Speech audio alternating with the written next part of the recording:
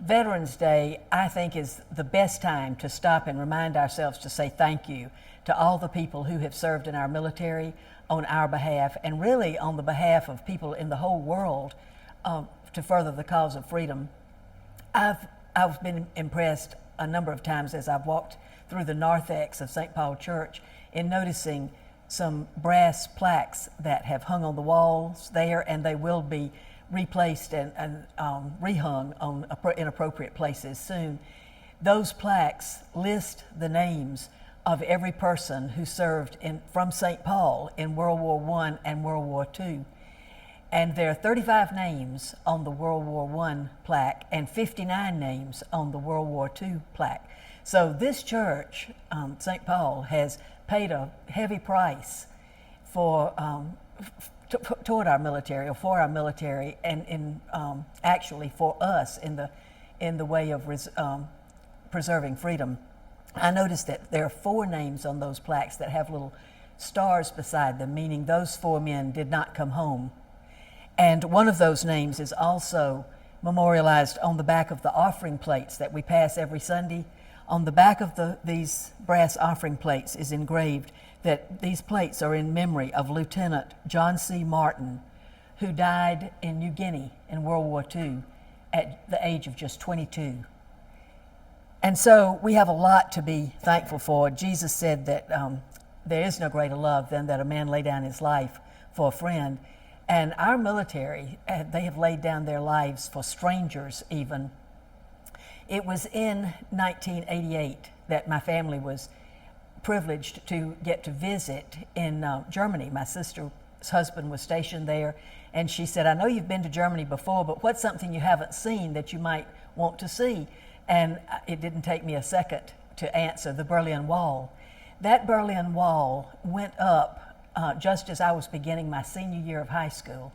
And so it was so memorable to me and so impressive that it stood as a symbol for really the whole world, as a symbol between freedom on one side and oppression on the other. And we were there in '88, just 1 year after President Reagan had stood at the Brandenburg Gate and said, Mr. Gorbachev, come to this wall, open this gate. Mr. Gorbachev, tear down this wall. But nobody thought that was really going to happen. In 1988, we were just amazed that just 1 year later, in '89, that wall fell, as the people who were inspired by the support of the coalition of President Reagan with the United States and the Pope John Paul II, and Margaret Thatcher, had made a coalition against communism, and they were able to inspire the people to rise up and to just overwhelm. The guards just stood, not quite knowing what they were supposed to do, and then the people picked up sledgehammers and started breaking the wall. We were able to bring home this little piece of barbed wire. We had a local guide who took us out to a remote section of the wall where it was barbed wire before it was concrete.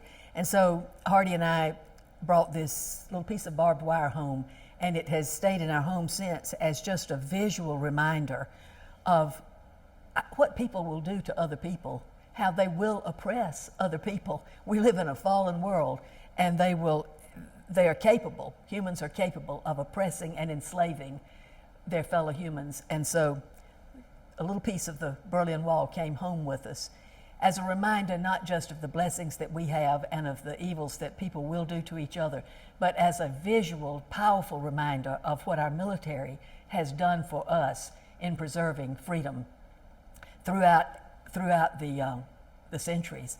And after the world wars of the 20th century, we, St. Paul, we have had people who have served in all the conflicts since, and they have given their lives, actually, to protecting us and to ensuring that we have the liberty that the founders of our nation said came from God, not from the state, but from our Creator. And so Veterans Day, Memorial Day, memorializes those who actually died in the wars. But the Veterans Day reminds us to thank all of our veterans, all of those who have ever served in our military. And I do that today on behalf of my family, our family, and on behalf of our entire congregation. Thank you. We are grateful. And it also should be a time of reminding us to ask God to make us worthy citizens, somewhat worthy at least, of the sacrifices they gave.